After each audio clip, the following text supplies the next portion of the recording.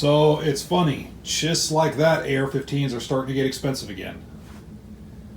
Thanks to the whole beer virus thing that's going on, now AR-15s are going up in price in certain areas, and they're starting to become hard to find again. I think this was an unprecedented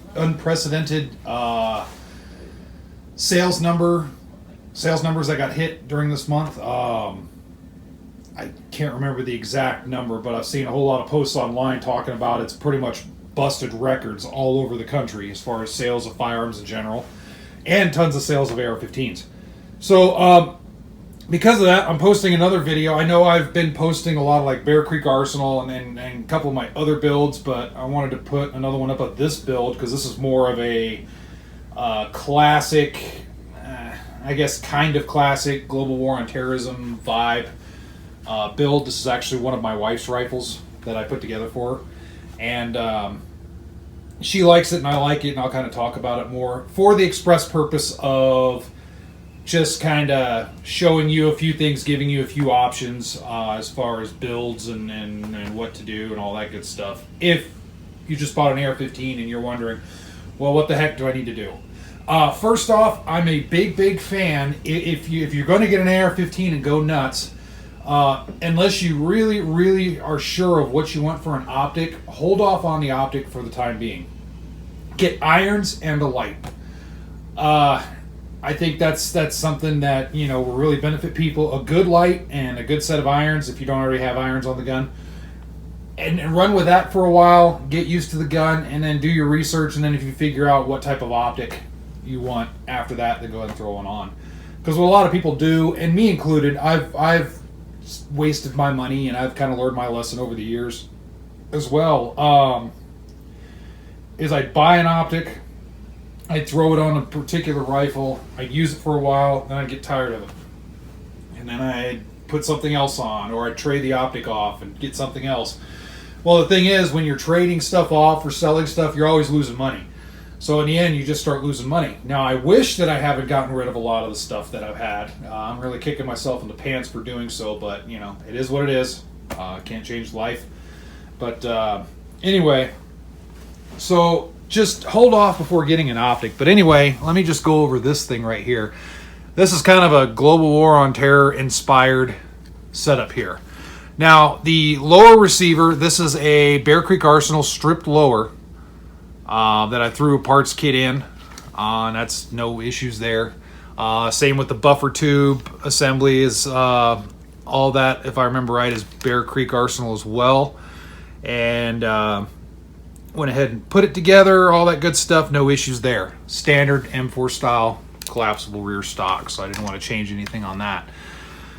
The upper we've had in my inventory for a long time. This is an old school upper assembly from Bushmaster. It's very old school. I can't remember how many years old it is, but it was back in the day when Bushmaster was more of a thing. Talking years and years ago. Very good quality. I was back when Bushmaster made a lot of good stuff. I know their quality kind of dwindled over the years, but this was back when they made good stuff. Now the bolt itself, the bolt carrier group is Colt. It's a full-on Colt. It's actually an old surplus M16A1 bolt carrier. There was a time when they had these surplus through Century Arms, and I think a couple other makers had all these surplus M16A1 parts. So I got a bolt carrier group, and I decided to throw it in there. I thought it'd be kind of a cool thing for my wife to have. So it's a good quality bolt carrier group. No issues with it. Doesn't seem to have a super high round count, so that I can tell. I mean, it's not really worn out. So no issues there. The rail on this thing. The rail is Knights Armament. And I love Knights Armament rails. These are kind of spendy. They're not exactly the cheapest rails, but I love these old school Knights Armament rails. And on the rail, I have a Surefire. And this is an old school Surefire light. It's certainly not that bright at all, but that's okay because it's kind of more for nostalgia, and it still works. You don't have to have all the lumens in the world for a light to work.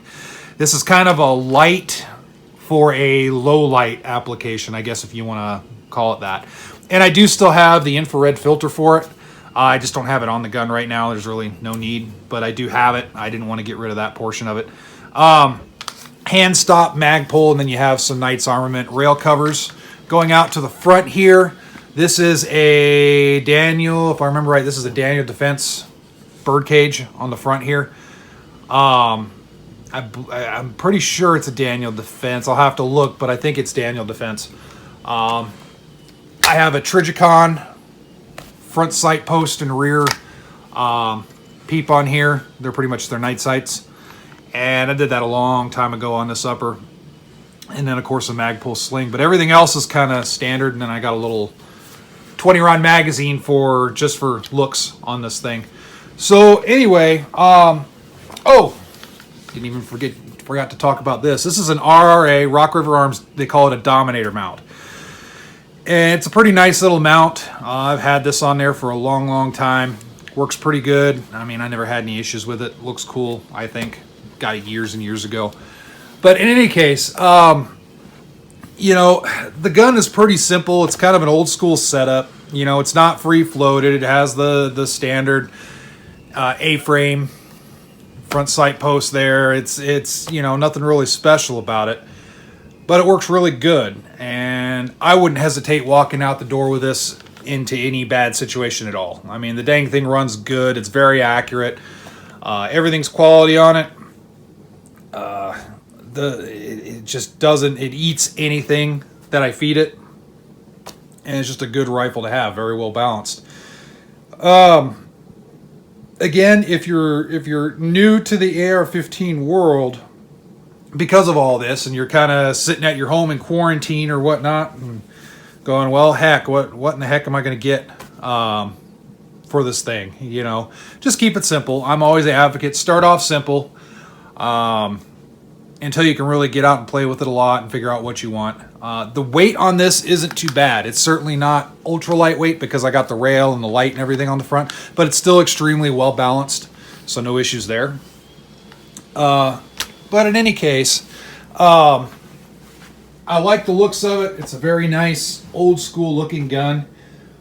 And, you know, just kind of comparison to more of a different setup here.